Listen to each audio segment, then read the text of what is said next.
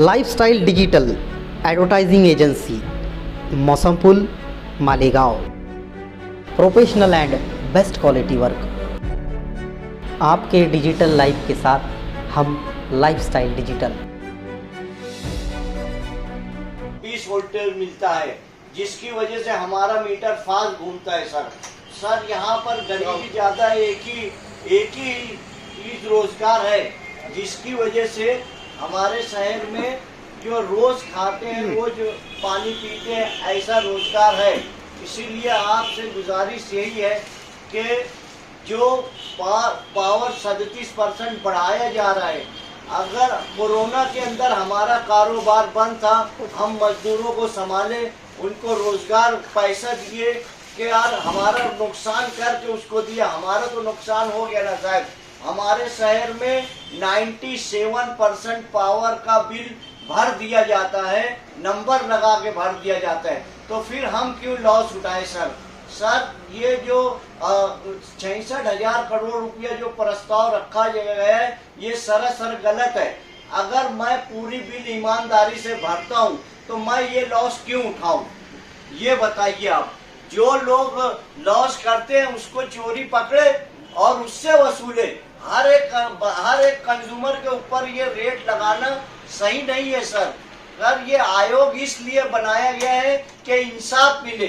हमारे को जो पावर हवा से तैयार होती है, जो पावर पानी से तैयार होती है, उसका लाभ तो मिलता ही नहीं है। हर वक्त तो हमारे फ्यूल का चार्ज, अभी हम 6 महीने से साहब FAC चार्ज जो 85 पैसा यूनिट भर रहे हैं, ये चार्ज जो 4 महीने के लिए लगाया गया, हमने कुछ नहीं बोला तो 2 महीना और बढ़ा दिया गया। अब अगले महीना फिर आएगा। ये FAC चार्ज तो हमसे ले ही जा रहा है। अब मजीद उस पे जो है पावर का दाम बढ़ाना लॉसेस के नाम पे, ये मुनासिब नहीं है। इसलिए हमारे साथ इंसाफ किया जाए। ये जो लॉसेस बताए जा रहे हैं ये सरासर गलत है, इसका ऑडिट वापस चेंज किया जाए। ये सच बताया जा रहा है या गलत बताया जा रहा है? शुक्रिया। Public hearing case number 226/2022। यहाँ पर मुझसे पहले बहुत से लोग टेक्निकल तौर पे बहुत अच्छी बातें बोल चुके। मुझे टेक्निकल नहीं बोलना है। मैं एक राजकीय पक्ष रखता हूँ। लोगों को क्या तकलीफ है, कंज्यूमर को क्या तकलीफ है, और खास तौर से मालेगांव में, वो बताना मेरा यहाँ मकसद है, ताकि कमीशन कंज्यूमर की जमीन पे क्या पोजीशन है वो समझे। ऑलरेडी मुल्क में कमर्शियल टैरिफ सबसे ज्यादा हमारे स्टेट का है। आज हम सबसे ज्यादा कंपटीशन हमारे ही मुल्क में कर रहे हैं। ऐसे हालात में कंपनी ने जो प्रस्ताव रखा है, अगर उसमें और बढ़ोतरी कर दी जाए तो मुझे नहीं लगता कि हमारी छोटी जो स्मॉल इंडस्ट्री है वो इस कंपटीशन में टिक पाएंगी। और ऐसे हालात में जब लोग इंटरनेशनल कंपटीशन कर रहे हैं, हम हमारे ही मुल्क में, हमारा स्टेट जो तरक्की याफ्ता स्टेट है, वो दूसरे स्टेट से अगर हारेगा तो हमारे लोगों का क्या होगा? हमें अच्छी से ध्यान है कि मालेगांव शहर की अगर मैं बात करूं तो कोविड के वक्त जब लोगों को आना जाना मना था, उस वक्त सरकार ने स्पेशल मालेगांव शहर में ये बोला कि यहाँ की पावरलूम इंडस्ट्री चालू करो ताकि लोगों को रोजगार मिले। उस वक्त जो सनतकार थे उनकी हालत ये नहीं थी कि वो चालू कर सके, मगर सिर्फ इसलिए उन्होंने चालू किया कि जो रोजगार के लिए जो बाहर से भी शहर में लोग थे, जो यहाँ के लोकल मजदूर थे, उनको रोजगार मिले। तो जब मिलजुल कर काम काज करने की बात आती है तो छोटी इंडस्ट्री ही उसमें काम काज करती है। आज आप देखेंगे मुल्क में हर स्टेट चाहती है कि बड़े बड़े उद्योगपति उनके वहाँ आए ताकि लोगों को रोजगार मिले। ये ऐसी इंडस्ट्री है पावरलूम की जो ऑलरेडी लाखों लोगों को रोजगार दे रही है। तो हमें ये भी सोचना चाहिए कि जिनको रोजगार दिया जा रहा है, अगर ये इंडस्ट्री खत्म हो गई तो उनका क्या होगा। मैं कमीशन से यही गुजारिश करूंगा कि जो कंपनी का प्रस्ताव है दर वार्ड का, उसको खारिज किया जाए। और जिस तरह अभी मुझसे पहले एक सज्जन कह रहे थे कि जब 1 नेशन 1 टैक्स हो सकता है तो 1 नेशन 1 टैरिफ क्यों नहीं हो सकता? कमीशन इस तरफ भी गौर करे। मुस्तकिम भाई, आपको भी अपनी बात रखने का मौका यहाँ पर मिला, तो आपने आपकी ओर से क्या प्रस्ताव रखा?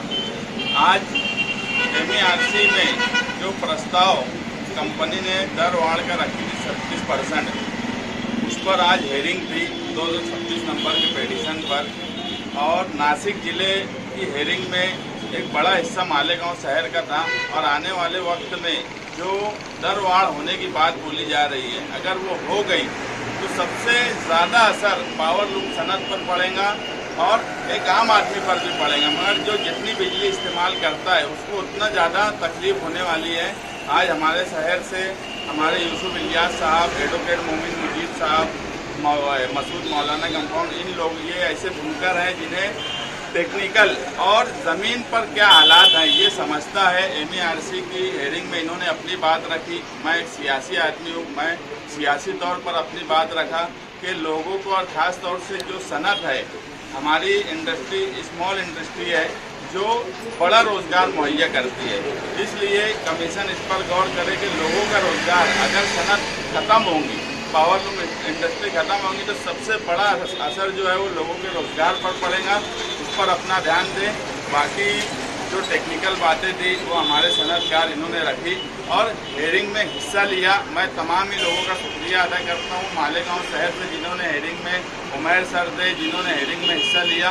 कहीं ना कहीं हम ये कोशिश कर रहे हैं, वो कानूनी तौर पे हो या एहतजाज की शक्ल में हो, कि आने वाले वक्त में बिजली के दाम नहीं बढ़ना चाहिए, क्योंकि ऑलरेडी ऐसा बोला जाता है कि हिंदुस्तान में सबसे ज़्यादा कमर्शियल टैरिफ मालेगांव शहर का है, तो महाराष्ट्र का है, और जब हम पहले से ही सबसे ज़्यादा टैरिफ हमारा है, उसके बाद 37% बनने के बाद हम कंपटीशन में हमारे मुल्क में ही हार जाएंगे, हमारी इंडस्ट्री ख़त्म हो जाएंगी। इसलिए हमारी कोशिश आगे भी यही है। हम यूसुफ इलियास साहब से यही गुजारिश करेंगे कि इस पर वो ध्यान दें और आने वाले वक्त में इसमें क्या करना चाहिए वो हमारी भी रहनुमाई करे और शहर की भी रहनुमाई करे। आज जो ये ऑनलाइन मीटिंग थी वो क्या थी और किस ताल्लुक से थी? महावितरण कंपनी जो 67,000 लॉसेस का MERC में रखा था, उसके इतराज़ात हमने जनता दल ऑफिस से कंप्यूटर से किए थे। आज हमारी ऑनलाइन यहाँ पर मीटिंग हुई, हमने हमारी बात रखी है वहाँ पर कि भाई इस शहर में रोज़ खाना खाते हैं, रोज़ पानी पीते हैं, रोज़ कुआं खोदते हैं, पानी पीते हैं, ऐसा बोला गया है। और लोगों को ये बताए कमीशन जो है इंसाफ करे कि ये जो प्रस्ताव है इसका ऑडिट ये करे। अगर हम ईमानदार हैं, मैं ईमानदारी से अगर पावर बिल भर देता हूँ तो लॉसेस का मैं क्यों उठाऊँ? लॉस कहाँ गया ये उसको देखना चाहिए, जिसका लॉस गया उससे वसूली करना चाहिए, ऐसा बोला गया है।